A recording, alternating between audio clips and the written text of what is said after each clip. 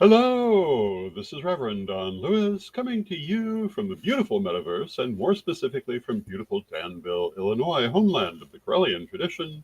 And this is Midday with Reverend Don. Welcome. And as you know, if you follow Midday with Reverend Don, you can type your questions or comments into whatever platform you happen to be watching on, and they will show up here in my chat room. I will have to say that I'm not entirely sure where all this might be going today. Um, And I think I've spoken at some length about difficulties we've been having with this platform. Well, we seem to be going out to all of our pages, but I had to do a workaround today to make that happen. And, I'm not particularly happy about having to do a workaround on a paid platform. I think it really should not be necessary, especially one that formerly worked so beautifully. So I'm a little unhappy with where Restream is at this point, and I've been saying it for a while. And I think if anything, it's a little stronger today. And hello to Reverend Mary in the chat room. It's good to see you, Reverend Mary. So I think that one of the things to talk about, my subject for today is the end of this year and the beginning of next year, and I think that I think we're probably going to be looking at a new platform for our video broadcasting in the new year. I wasn't entirely sure I was going to be able to make this program go today. It was very wonky. And, I have been broadcasting through Restream for a couple of years now, and for most of that time it was excellent. And then they decided to improve it.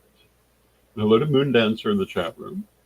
And I think this is something that is a bit of a lesson to anyone who is paying attention, that you should not fix what is not broken, because the chances that you're going to break it are high.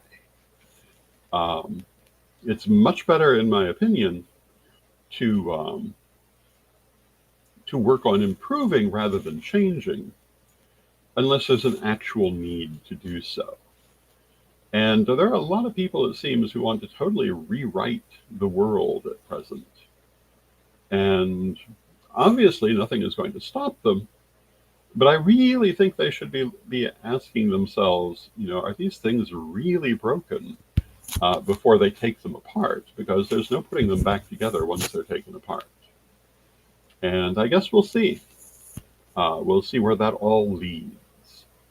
As we come to the end of any year, we want to focus on the things we want to release, the things we want to rewrite, the things we want to rebuild, the things that are not as we want them to be. And also on those good things that we want to keep as they are. So what I would say to you on this second day of December, and hello to Black Crystal in the chat room, and hello to Jason in the chat room, Jason Deathridge. It's good to see you. And I would say that it's very important for us to take this time to look at what we wish to preserve going forward and what we wish to change going forward, because the change of the year, it's a very good time to start new things. And if you look at all of the different New Year's holidays, they all have certain things in common. One of them is the overthrowing of the current order, and most New Year's holidays have an aspect of chaos in them. Whether we're talking about Samhain or April 1st or Saturnalia, they all have that overturning of the normal code of action. And hello to Reverend Ed Carr in the chat room. Hello to Moondancer in the chat room. And what this is a ceremonial recreation of the chaos moment. And what is the chaos moment? And I've talked about this many times. And I guess that's really kind of today's subject. The chaos moment is the moment when old patterns are disrupted and any new pattern can be created. In magic, it's the moment when you set your magic intent before you've actually set the path. The chaos moment is when you're preparing it, when you are when you've made the decision to change, but before you've made that change. And that's what these holidays represent. When you go forward from them, you've made your changes, you've set your course, and you go forward with it. And so I would say to you, as we wind down the calendar year, hello to Renee in the chat room. It's good to see you, Renee. Think about those things that you wish to do going forward, the things you want to take forward with you, the things you want to leave behind, and be clear in what you want to do. And if you do that, I think you will find a much more focused new year. And I'm not talking about going out and making silly New Year's resolutions. I'm talking about making actual plans of what you want to see in your life. One of the problems with so-called New Year's resolutions is that it's become the custom to set things that are overly ambitious or aspirational rather than practical. And you want to keep your goals practical so that you can actually do them. And I want to take a moment and say happy birthday to my son, John, who is celebrating his birthday today. And I'm hoping that he has a wonderful year coming. And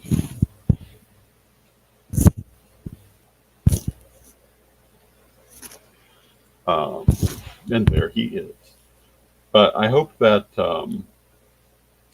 all of us can really think about what it is we want, because it seems like our society and the world are really planning to break the existing mold. And this is completely in keeping with the changing of the age. There is nothing surprising that something like this should happen.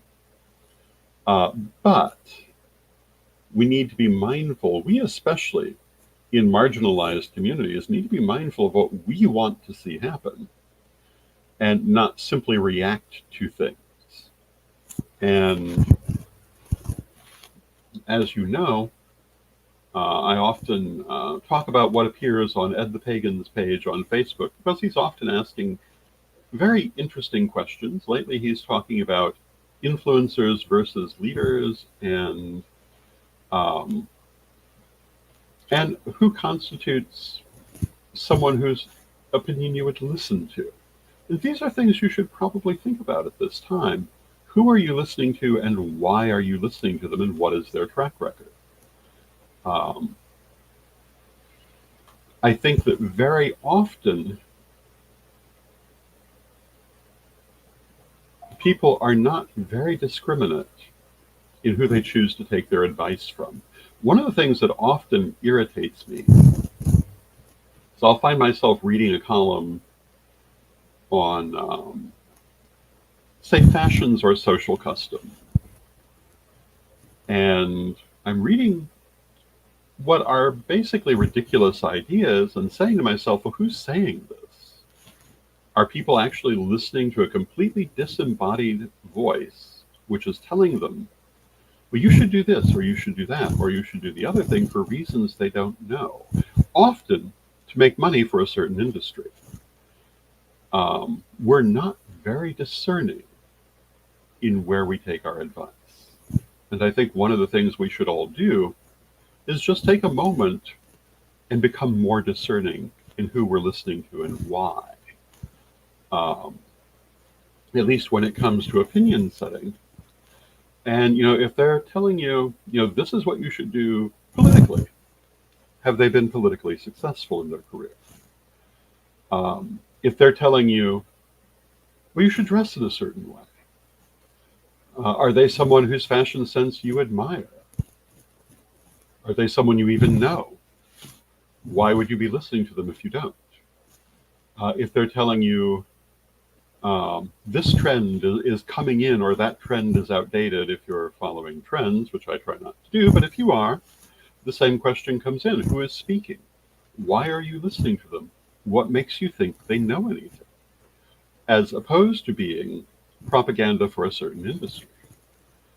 I think we're going to have to pay more attention to that in the future than in the past, but there was never a time that you should not have been paying attention to that. The question of following the money has always been very important in paying attention to what you're listening to.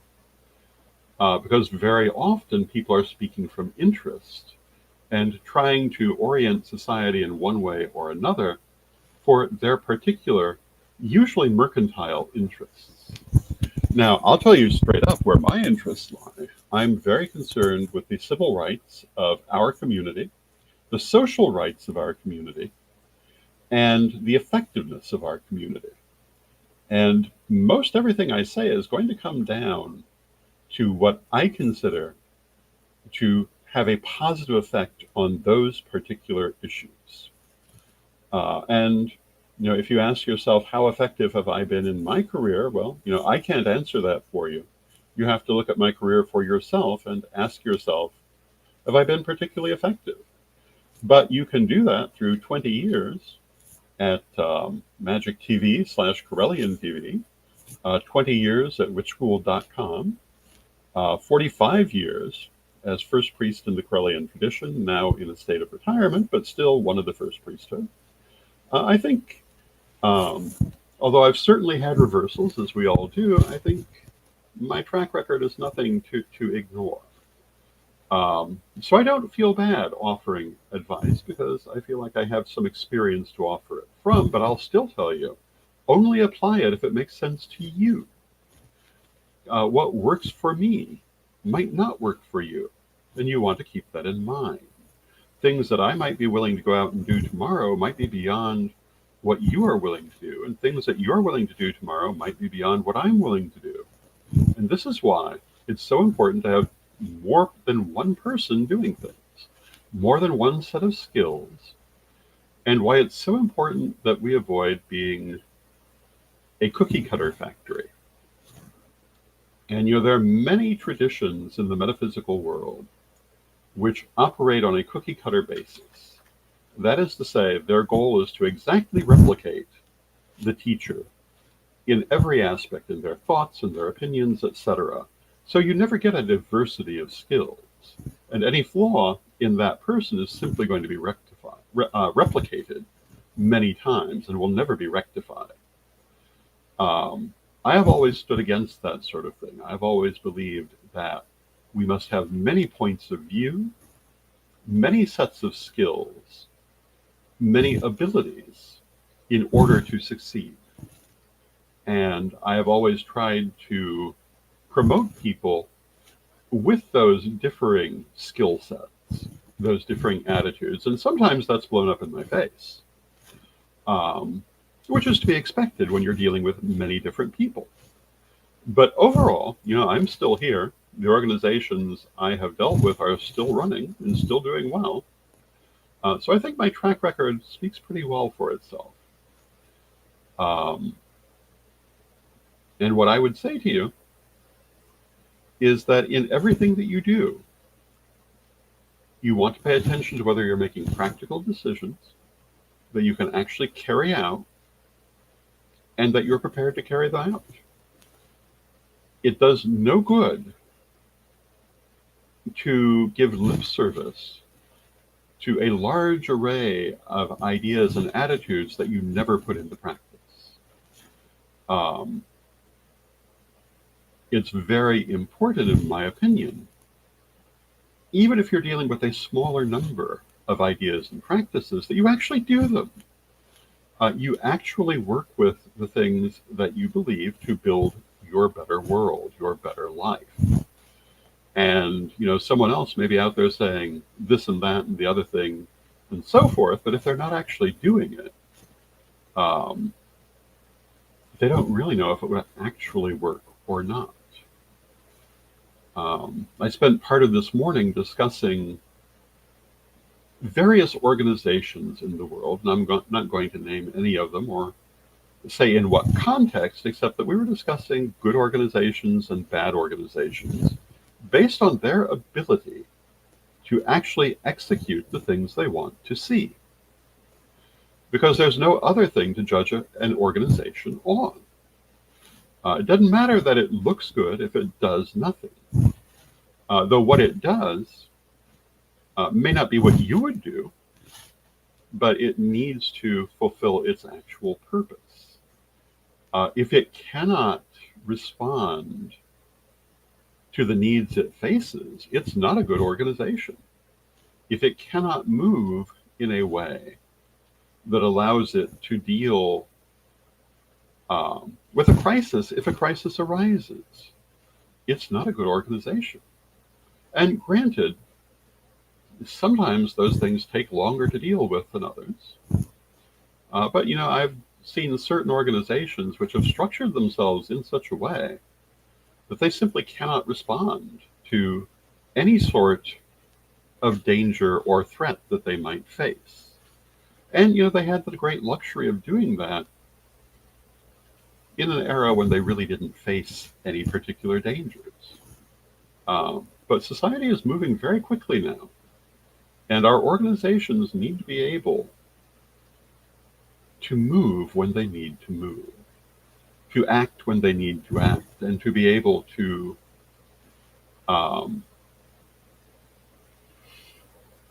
meet the challenges they may face.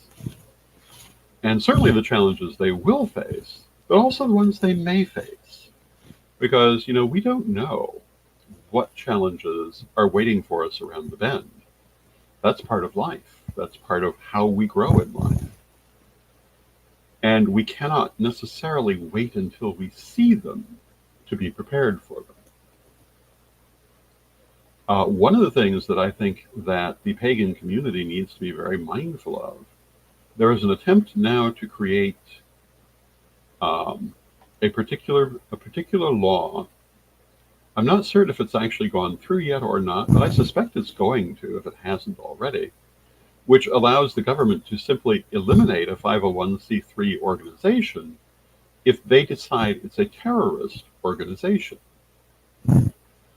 And this is caused by the events of the last few years in the Middle East.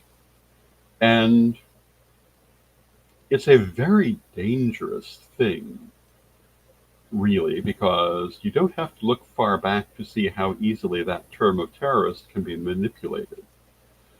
And I think we need to be prepared for someone trying to put it on us as we go forward.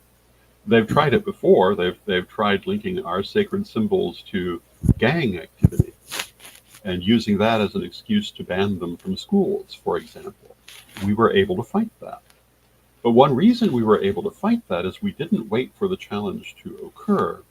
We already had things like the Lady Liberty League in place to deal with it before the challenge happened. And I think we need to be preparing, whether we ever see that challenge or not. We need to have our answers ready. We need to be thinking of these things. And we're very foolish if we don't. And hello to Moondancer. And I see certain people who represent themselves variously as leaders or elders of the community saying, oh, there's nothing to worry about. We shouldn't be fear-mongering, etc. And I don't think that many of our personal histories lead us to give that point of view credence.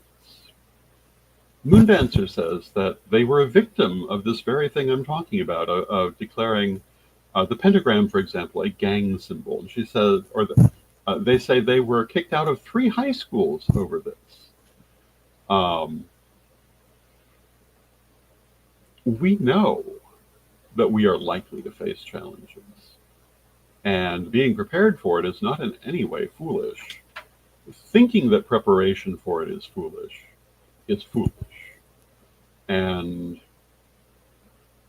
should we be certain that we're going to face this sort of challenge? Well, no. We don't absolutely know. But should we prepare for it? Absolutely. We'd be fools if we don't. Can we properly prepare for it? Well, that's something that's very hard to say. But we can do what we can do. And I mean, we'll see what happens. We claim we believe in magic. We claim we believe in divination. Now is the time for them. And we shall see where we stand as time goes forward. But as we look at the closing of this year and the opening of the new year, one thing is absolutely certain, and that's that there's going to be a great deal of change, at least in certain parts of the world, here in the United States, certainly, and that a certain amount of it is going to be rather chaotic. And that, in fact, to some extent, we are in the chaos moment in a very real way. And, again, this is something that we should expect from the turning of the age. And I've been writing about the turning of the age for 30 years now, maybe a little longer. And part of what you see in the turning of the age is the dissolution of old systems. A few of them will survive into the new age, many of them will not. And it's only to be expected that we should see that. What is more important is for us to be focused on what we wish to see develop. And, as a community, I don't think that the pagan community is remotely able to answer that at this moment. And I'm not even talking to the pagan community. I'm talking to my viewers when I say it's time for us to really look at what we want to see in the future. And, there are going to be people out there who will object to everything because that's just what they do. My opinion is we don't need those people. There are going to be people out there who will totally refuse to focus in any particular direction. We don't really need those people either. We can have room for them, but they're not going to be part of any sort of positive action because they've chosen not to be. And hello to Vladimir in the chat room, who says the new president has and is being supported by what I call the evangelicals, and they control him. It certainly does appear to be the case. The only thing I can say to that is there have been other times it appeared to be the case and didn't quite pan out that way. But we certainly have every reason to assume that everything in Project 2025 is going to be attempted. Not necessarily successfully, but at least attempted, because they've been very clear about it. And many of these things have nothing to do with us. Others go very much against the teachings of our faith. And, I'm not saying this in a partisan sense, but in terms of the moral teachings of our faith that we must focus on. And Vladimir says it's going to be a tough future. Well, I think we are in for a long period of rather chaotic change. And so I would have to agree. I think it is going to be rather difficult. And who can we look to during this time for strength and support? Well, hopefully we can look to each other. I've spoken several times about the relief efforts of Byron Ballard and the Mother Grove Goddess Temple in the wake of Hurricane Helene. But they are the perfect example of what our community could do for our people. Will our community rise to that level? I don't know. I would suspect a portion of it will. I would suspect another portion will attempt to prevent it, just based on my experience of this community. But therein comes the secret that I stand very strongly by, which is that those who wish to work together should. And those who don't need to be involved in those projects. Let them go do what they want to do. If they don't think it's a good idea, they don't need to be involved. One of the worst mistakes I have seen repeated again and again and again is trying to force everyone into a single project that not everyone agrees with. And then the people who don't agree with it entirely predictably sabotage it. It's much better for the people who agree in the first place to work together, and people who feel differently can go and do what they feel is right. And I hope that we will not, well, I know that we will repeat that mistake in some parts of our community, but I hope that my part will not. I hope that you will not repeat that mistake because it is so easily avoidable. Now, I see that we're at 25 past the hour. I want to take a moment for a message from our sponsors. Why? Because we love our sponsors. And here we go.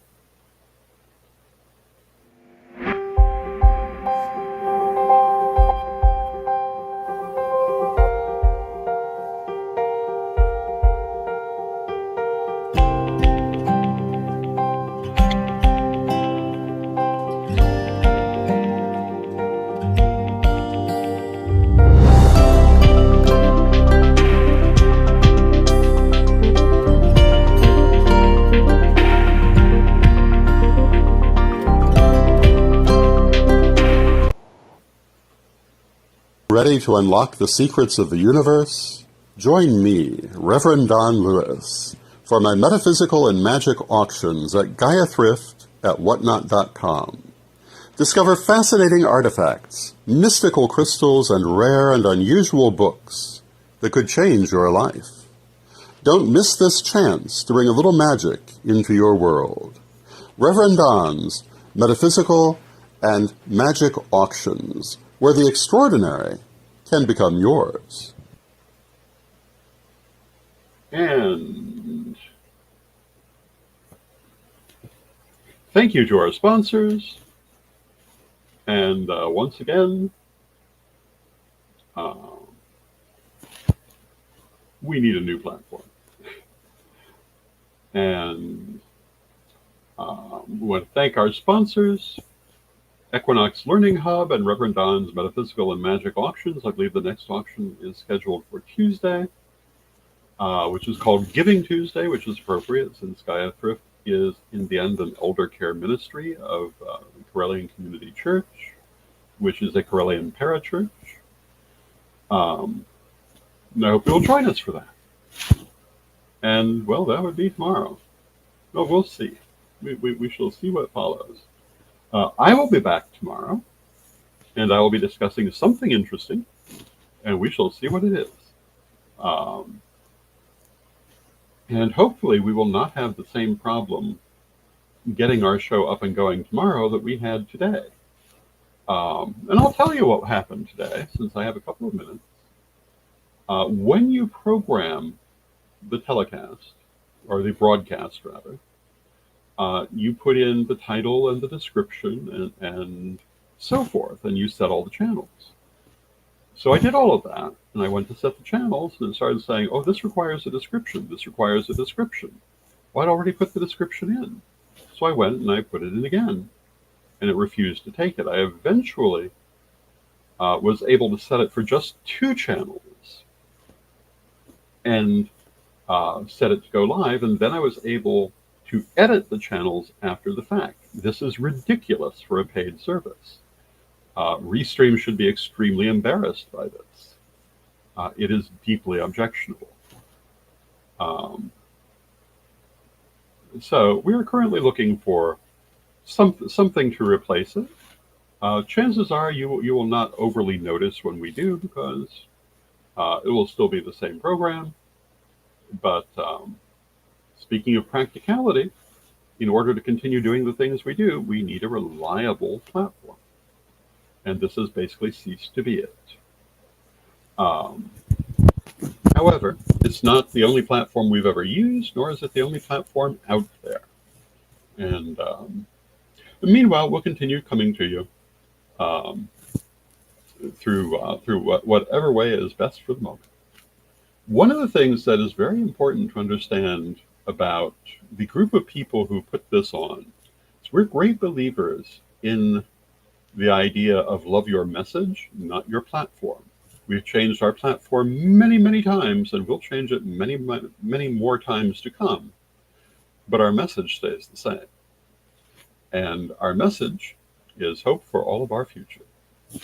And with that, I want to thank you for joining me, and let us close with our prayer as we always do. Divine Mother Goddess, Divine Father God, beloved ancestors, we thank you for all you do for us in our lives, and we rejoice in your presence. And this walk we walk together. Beloved Mother Goddess, beloved Father God, beloved ancestors, we thank you with great love, knowing you're always